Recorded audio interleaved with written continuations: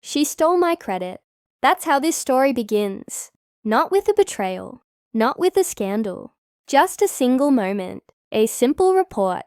A project I poured my heart and soul into vanished from under my name. It started like most Mondays. Quiet, tired eyes, lukewarm coffee, keyboards clicking in a dim office. I had just spent the weekend putting final touches on a presentation. I was scheduled to deliver the Johnson account, the biggest client our company had seen in 3 years. My ideas, my strategy, my design. I emailed the slides to my manager at 8:12 a.m. sharp. I even double-checked my name was on every page. I felt proud. It was my best work yet. Then, silence. At 11:47 a.m., I heard applause coming from the conference room. My coworker, Lauren, walked out smiling. No one called me in, and that's when the sick feeling in my stomach began. Later that day, I received a great job email from upper management, but it was addressed to Lauren. She had copied my presentation, removed my name, and presented it as her own. At first, I was in shock. I stared at the email for a full minute before I could even blink. I read it again, then again. My hands started trembling. I checked the file on the shared server. It was identical, slide for slide, but with her name on it. No one had even noticed. She sat 3 desks away from me, typing calmly, occasionally smiling as if nothing had happened. She even had the audacity to wink at me as she passed by on her way to lunch. That moment rewired something inside me. I was the quiet one, the reliable one, the one who never caused drama, never spoke out, never took up space. But not anymore. I didn't confront her, not yet. I knew the game she was playing. She had friends in higher places. She knew how to play innocent. I needed proof. I needed patience. Over the next week, I stayed silent, but I observed. I began to log every file I created, every timestamp, every Slack message, every email thread. I made copies. I saved backups.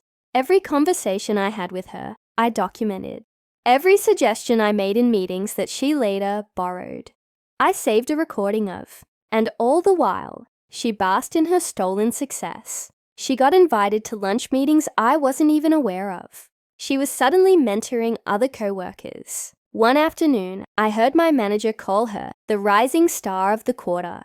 I could have screamed. Instead, I smiled, because I was building something far stronger than anger. Undeniable. Cold digital truth.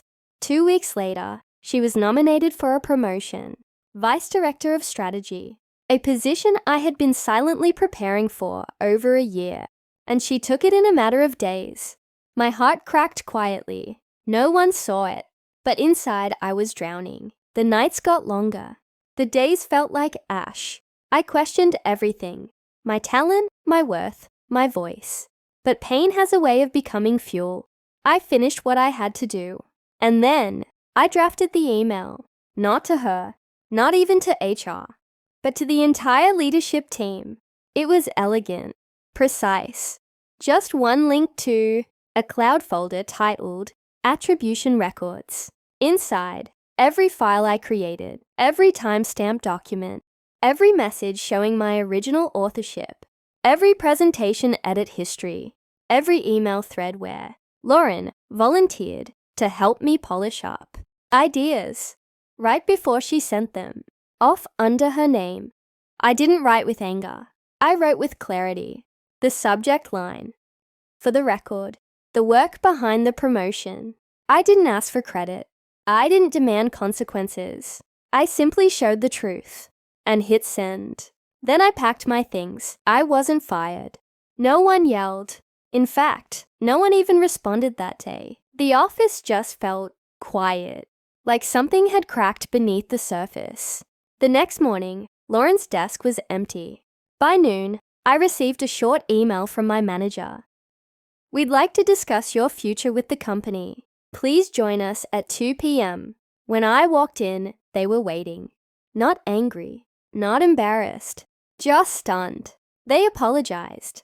Not just for the mistake, but for never seeing me in the first place. I was offered the role Lauren had taken. I declined. I didn't want to climb a ladder someone else had so easily kicked out from under me. I wanted to build my own. That night, I walked out of that building one last time. Not broken, not bitter, empowered. 2 months later, I started my own firm. I called it Silent Strategy. It grew faster than I ever expected. And one by one, clients from my old company reached out. Not because I asked them to, not because I stole them, but because they remembered whose ideas had built their success. I never heard from Lauren again, but I didn't need to. Because I learned something far more valuable than revenge. Silence is not weakness. Credit is not something you beg for. And the truth always finds its voice, even if it starts as a whisper, buried in a final email.